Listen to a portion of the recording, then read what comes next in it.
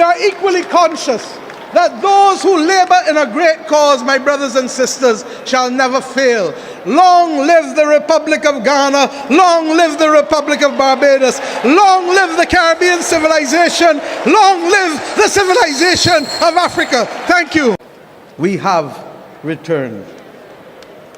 And it is the ultimate victory to wage against those who said that there shall be no return, that I stand here as a daughter of the Americas, a daughter of Africa, to congratulate you on what has been a magnificent display this morning by your armed forces, by your civilian persons, by the school children of this country.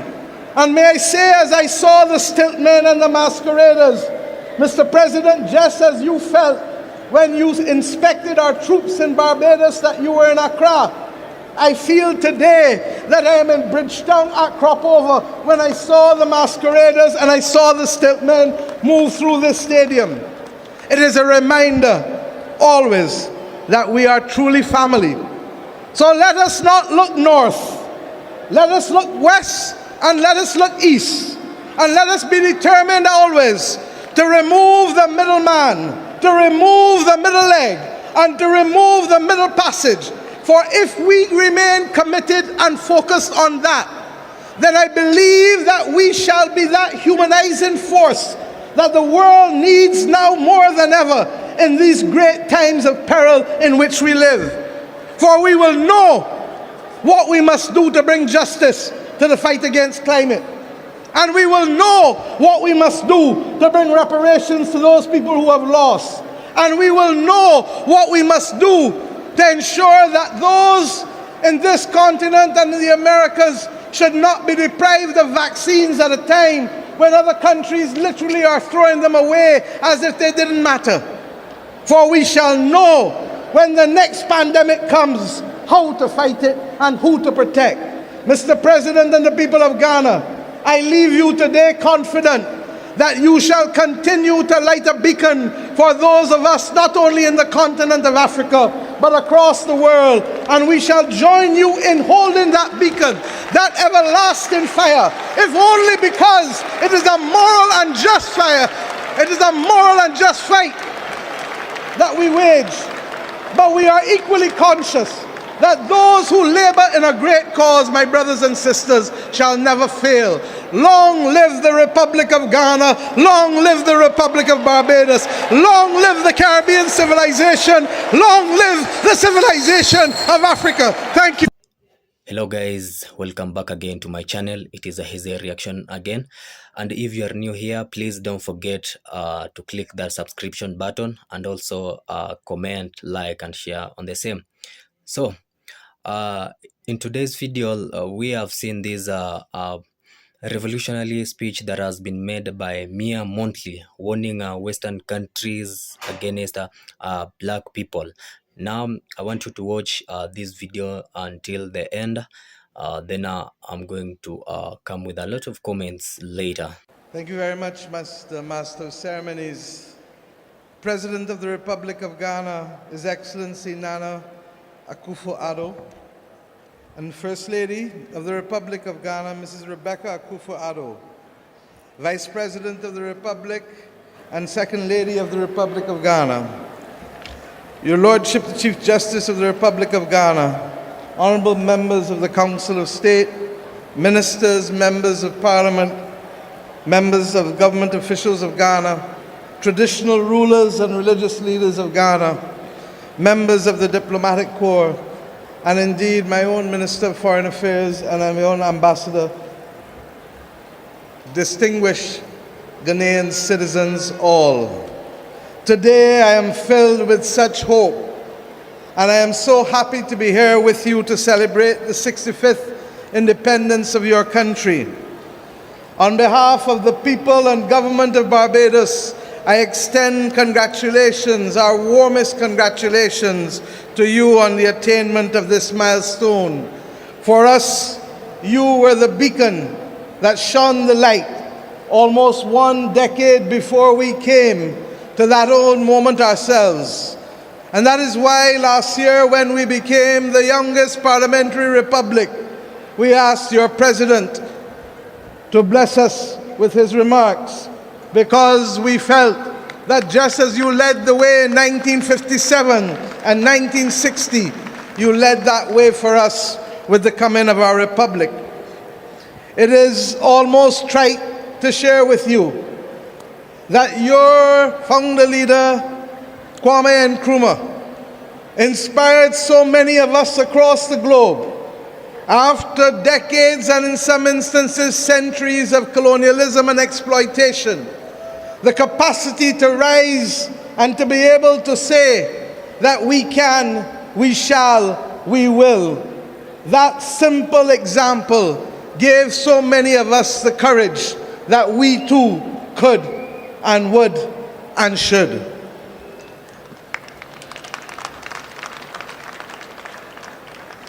As I indicated to you just last year on the 30th of November, we took that step. And on that occasion, we elected our first president, Dame Sandra Mason, who has asked me also to pass her warmest regards to you, Mr. President, on the occasion of this 65th anniversary.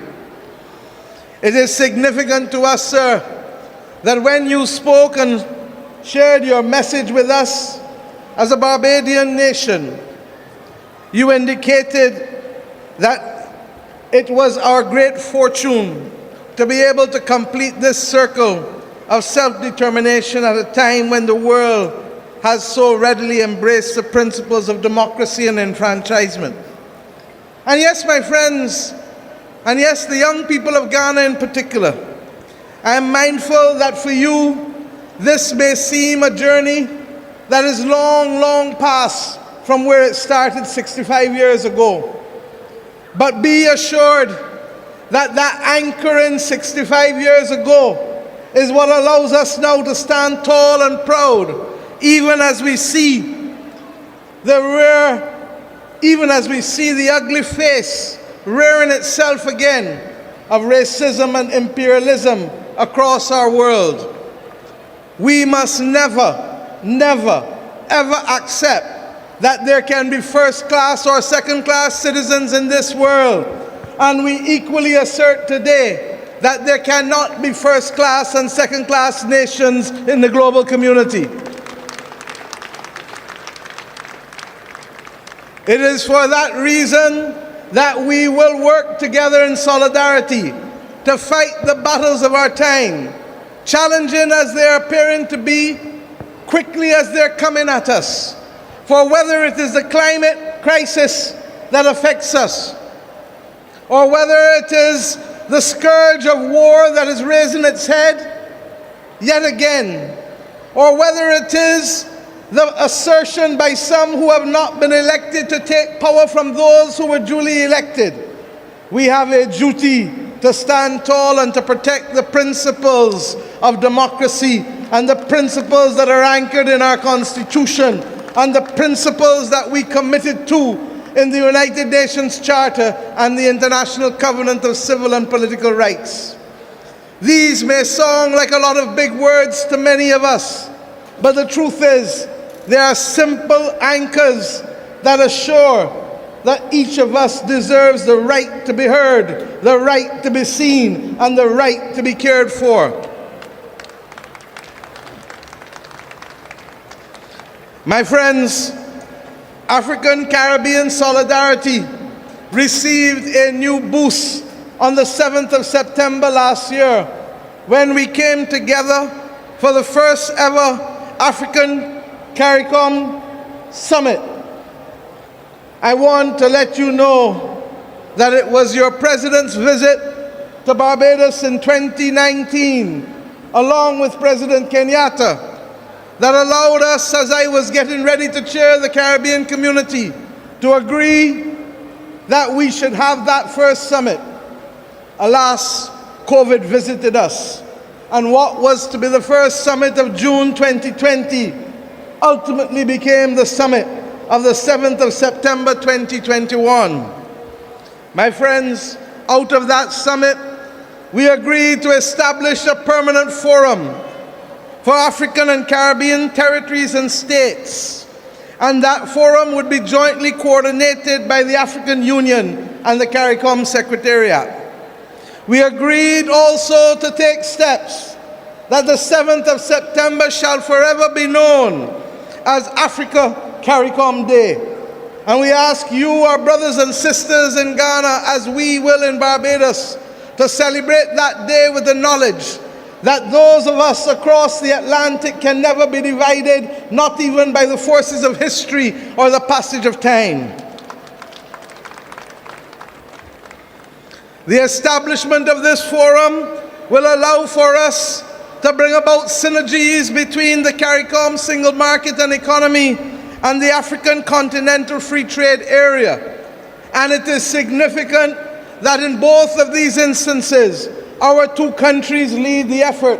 In your case, for the Africa Continental Free Trade Area, and in the case of Barbados, for the CARICOM single market and economy.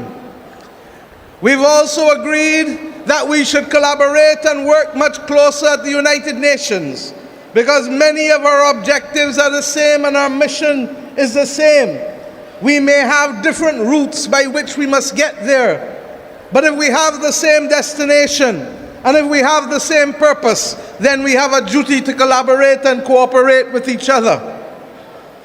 We've also agreed that that collaboration should be heard as we raise our voices against the inequity of vaccine distribution that has bedeviled our world as if there were truly first-class and second-class nations of the world. We reject that. We reject that. We ask ourselves to cooperate equally on the matters of the climate crisis, and we do so conscious that each of us is affected.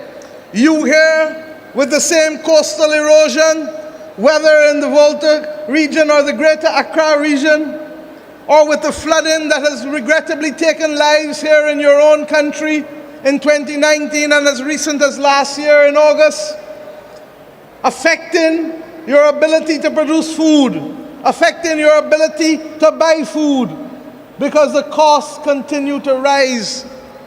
And now that it is compounded by the realities of the pandemic and the realities of the war in Ukraine, we expect, regrettably, that there will be difficult times, that there will be increases in prices continuing.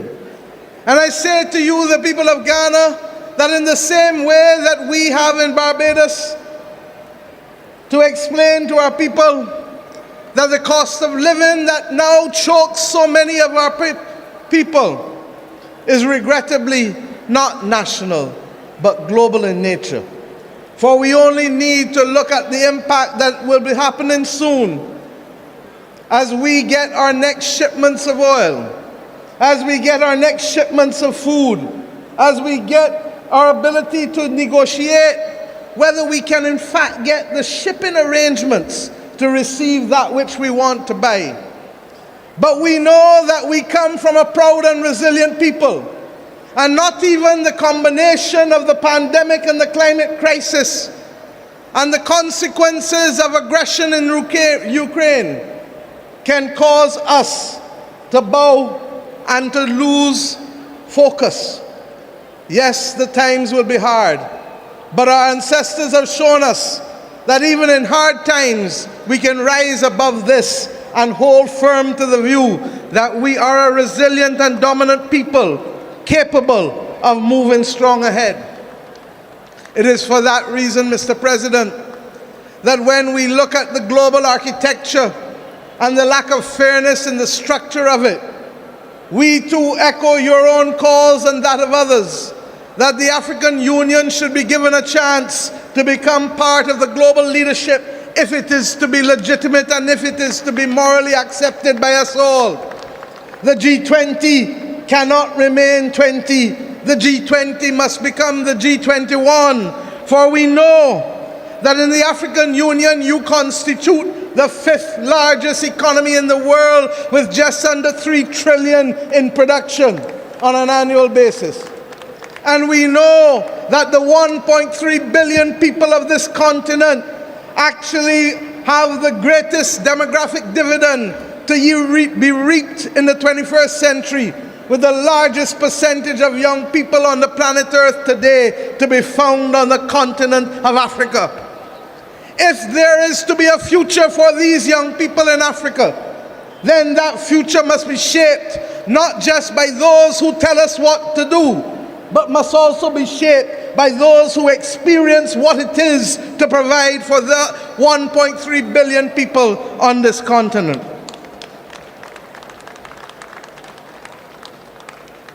My friends, we stand in solidarity and in unity with you on these great issues. And I can do no better than to quote your own founder leader in his wise words as he addressed the OAU summit in May of 1963, when your president said, and I quote, "Do we have any other weapon against this design but our unity? Is not our unity essential to guard our own freedom as well as to win freedom for our oppressed brothers, the freedom fighters? Is it not unity alone that can weld us into an effective force capable of creating our own progress and making a valuable contribution to world peace? We must stand united now more than ever. And the calls to remove a member of the P5 this week only serve to remind us of the absolute injustice and inequity of the P5, the permanent 5 in the Security Council in the first place. And that is why we say there can be no first-class or second-class nations of the world. It came to a head, an absolute head, when the one that was given the power to veto, literally this week, ensured that that veto literally made the United Nations almost useless in its capacity to save the people of Ukraine as they faced down the weapons of Russia. We say today that it is not only there that there must be change. We ask the world to also recognize that the international financial institutions cannot accept that two countries, namely Greece and Ghana, can go to the market to borrow money, have the same credit rating, but Greece must be able to borrow, and regrettably, at a fraction of what Ghana must now pay for the cost of capital. That is and cannot be part of a fair and just world in the 21st century. And why must it change? Because in a very real sense, even though we settled the individual rights to protect each and every one of us, at the formation of the United Nations, we preserved an old colonial order of empires having the right to determine what the global community should look like. We now know that it does not work. And we now know that the time has come to work together to change it for the betterment of the nations of the world altogether, yes, but in particular for the betterment of the people of our nations who were suppressed and colonized, regrettably, for too long. My friends, I ask us also to recognize that in today's world, technology makes geography and size almost irrelevant. And therefore, it gives us that unique opportunity, and certainly as we have done in the Caribbean and in my own country, to assert that the time has come to reclaim our Atlantic destiny, that the time has come for strong strategic leadership. And that is why we have come to look to you on so many things for partnership as you have looked with us. I stand here today on your Independence Day to thank the people of Ghana for being able to support us in our need for nurses, with the first 95 nurses having gone to Barbados in July of 2020. We thank you, the government and people of Ghana, for that most generous gesture. And we are heartened that they have made a huge difference to our public health care system So much so that we have just completed interviews for just under another 200 nurses to come to Barbados in the near future.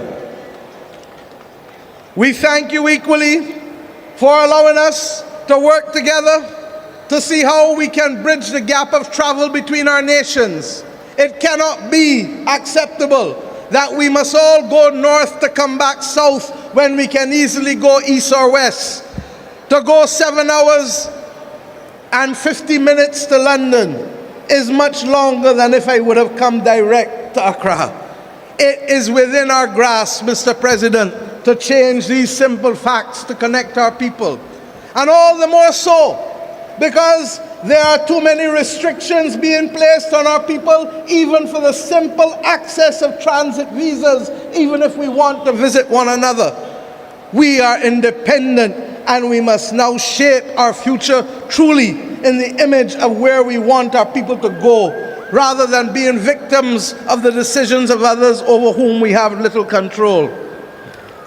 I am happy that we were able equally to establish in the last year a mission, an embassy in this country to be able to promote trade, culture, and diplomacy. And the Barbados Embassy at Ghana in Accra is one of our first to have been established in the continent of Africa, along with our embassy at Nairobi. That it has taken 55 years for us to have a presence in Africa is a regrettable thing. That it has happened is something of which we can all be proud, for it lays the foundation for greater cooperation between our people in the small and the large things that matter. Mr. President and the people of Ghana, let me say that I want to share just a few 2 minutes with you about who we are as Barbadians and what we stand for. We are a people who are very proud, and we know, as I did and said when I addressed your parliament, that we were an Akan-speaking nation in the 17th century, that many of our people owe their inheritance to this great nation. And it is that spirit of resilience that you have shared with us that has come through the centuries in spite of the horrors of slavery. That for us, on 166 square miles, land means everything. And therefore not just the possession of land, but the ownership of land must matter. That in our country, and I say so conscious that here in the Cape Coast, education has been critical to you in this part of Ghana. Equally, education is a bedrock upon which our nation has grown and has become more stable and prosperous. I say to you that it is our mission to erase poverty from our landscape, because poverty is a cancer that takes away from our people the right to choose and the right to be. And I share with you two simple things that perhaps say it better than I could ever say it. For when we became an independent nation, and the President of the United States of America, Lyndon Johnson, offered to pay our dues to join the Organization of American States, the then Prime Minister and Father of Independence, the Right Excellent Errol Barrow, said to him, "Mr. President, where I come from, if you cannot afford to pay the dues, you do not join the club." That is who we are as Barbadian people. And when he went to deliver the first message on behalf of our people at the United Nations, he indicated something that has remained our motto and our bedrock, and which serves us well today, even as we comment on the crisis in Ukraine, that we shall be friends of all and satellites of none. This is a spirit which was imbued of us, and we have no doubt that that spirit owes its heritage to right here where I speak today, in the continent of Africa, because that is what allowed us to keep our heads high in spite of all that we had to face. Today, as we go forward, we simply use the words, as I've had to do over the last 4 years in my country, as we ourselves face serious economic difficulties and challenges, as we face the climate crisis and the pandemic. And what were those simple words? Simple that our children understand. Many hands make light work. And just as we are prepared to share the burden of adjustment always, we must be prepared to share the bounty that can allow our people always to aspire and to feel that they live as owners in their own country and not tenants in the land. My friends, I ask us once, please, before we go and I close, to reflect on the fact that it was from this coast, regrettably, that many people left. Yes, never to return at that time, but with a wish always in our bosom that their children and great-grandchildren and great-great-grandchildren would come back to this land. We are conscious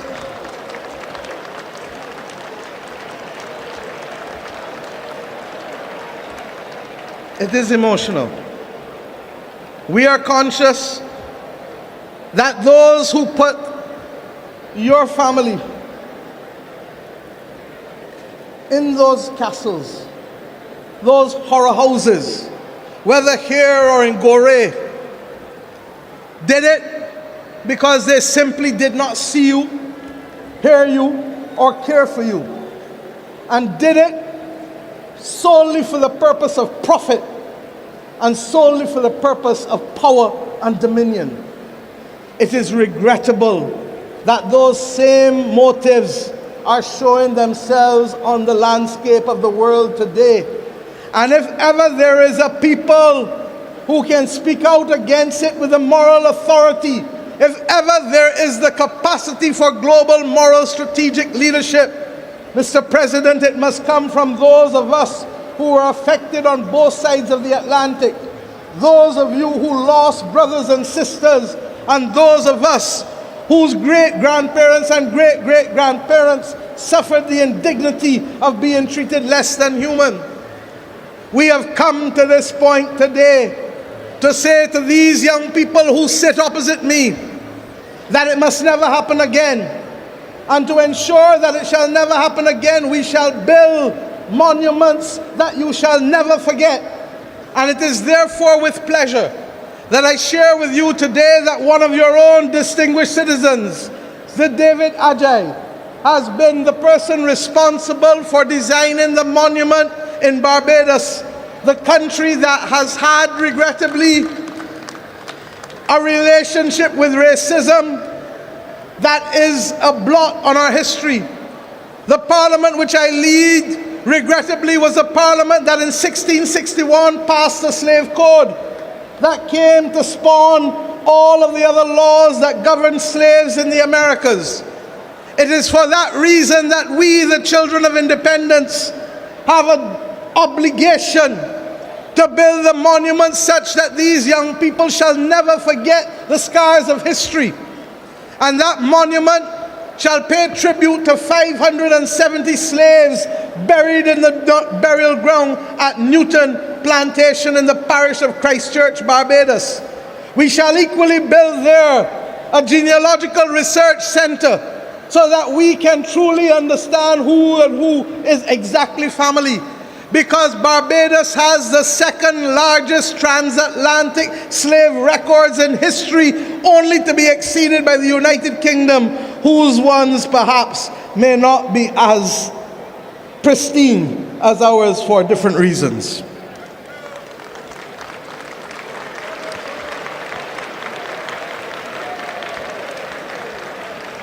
The monument that he has designed shall have 570 timbers standing tall. And we ask you, Mr. President, as we shall ask many of the other countries from where we have come and where we have gone to supply us with some of those timbers, so that your presence always shall be remembered by the people of Barbados whenever they visit that Barbados Heritage District at Newton Plantation. I end simply on this last point. The discussion of reparations can never be an easy discussion. It is complex. It is difficult. The heads of government of the Caribbean community have assigned me the responsibility of writing the heads of government of those European states whose governments were responsible for the extraction of wealth from our countries for centuries, and who extracted wealth, I dare say, from your continent and your countries too.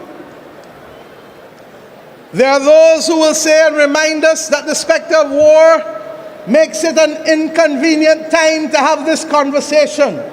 But may I say that it is never the wrong time to do the right thing, and I therefore hope that we shall have the support of Africa in these difficult and complex conversations that regrettably have led to the extraction of wealth for centuries from our nations in the Americas. Thank you, my brother. My friends, we come to you today conscious that we have returned. We have returned. And it is the ultimate victory to wage against those who said that there shall be no return, that I stand here as a daughter of the Americas, a daughter of Africa, to congratulate you on what has been a magnificent display this morning by your armed forces, by your civilian persons, by the school children of this country. And may I say, as I saw the stiltmen and the masqueraders, Mr. President, just as you felt when you inspected our troops in Barbados that you were in Accra, I feel today that I am in Bridgetown at Cropover when I saw the masqueraders and I saw the stiltmen move through this stadium. It is a reminder always that we are truly family. So let us not look north, let us look west, and let us look east, and let us be determined always to remove the middleman, to remove the middle leg, and to remove the middle passage. For if we remain committed and focused on that, then I believe that we shall be that humanizing force that the world needs now more than ever in these great times of peril in which we live. For we will know what we must do to bring justice to the fight against climate. And we will know what we must do to bring reparations to those people who have lost. And we will know what we must do to ensure that those in this continent and in the Americas should not be deprived of vaccines at a time when other countries literally are throwing them away as if they didn't matter. For we shall know when the next pandemic comes how to fight it and who to protect. Mr. President and the people of Ghana, I leave you today confident that you shall continue to light a beacon for those of us not only in the continent of Africa but across the world, and we shall join you in holding that beacon, that everlasting fire, if only because it is a moral and just fire, it is a moral and just fight that we wage. But we are equally conscious that those who labor in a great cause, my brothers and sisters, shall never fail. Long live the Republic of Ghana, long live the Republic of Barbados, long live the Caribbean civilization, long live the civilization of Africa. Thank you. Wagwan, my people. Wow. That was a very powerful speech from Mia Mottley. And she was speaking from Ghana. She was also warning those Western countries against the black people. You know very well that we have also black Americans in those Western countries. So Mia Mottley, she's warning those Western countries against these black people. Also, if you have been listening to Mia Mottley speeches, she cannot finish her speech without mentioning black people. She has been always talking about the black people, and she has always been encouraging the black people to come together and be united, because we are all Africans, and we should love and care for each other. So also during his speech, she's calling out for those black people in diaspora. She's telling them that they should come back to Africa. Africa is their motherland. Africa needs them.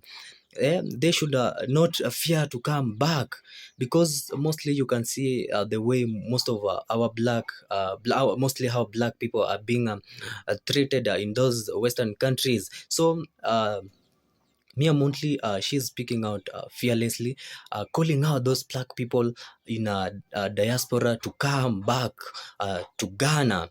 So, and you know very well, Ghana has been welcoming a lot of people from diaspora who are black. Those are black Americans. So, and it was the Ghana was the and through the history of Ghana, Ghana is the first country in Africa to welcome the black American visa free. Imagine coming to other people's country without um, having a visa. You know very well that in order for you to travel from your country to go to those Western countries, you must have a visa. Without a visa, I don't think that you'll fly to those places, because it is going to be very hard. It is not going to be very easy. So she's asking them to come back home, and also she's telling them that it is time to come home. We all need you. It is not like those Western countries that you'll be chased away. Also, you can see she's telling them that those Western countries they have been taking as for granted. It is high time that we open our eyes. So Mia Montley, she's sending a very serious warning to Donald Trump. And you have been seeing the way recently you have been seeing the way those illegal migrants have been deported back to their countries. The truth is that those people are not illegal migrants. You and I know very well, because most of those people who have been deported back to their countries are black people. So Mia Montley, she's calling out those black people who are suffering maybe in those Western countries, so that they can come back to their country. Their country is not going anywhere. They should come, and they are going to be very much welcomed. Also, you can see she's sending a very serious warning to Donald Trump. She's telling him that you are sending away our people, and you are not, and you are using our resources. No, now it should be a two-way traffic, and those resources they belong to the Africans. So he has no any right to be using those resources, and also he should stop taking advantage of our leaders. Mia Montley, you can see she's a very fearless lady, and she has always been coming out. Me, I do really admire her, the way she speaks.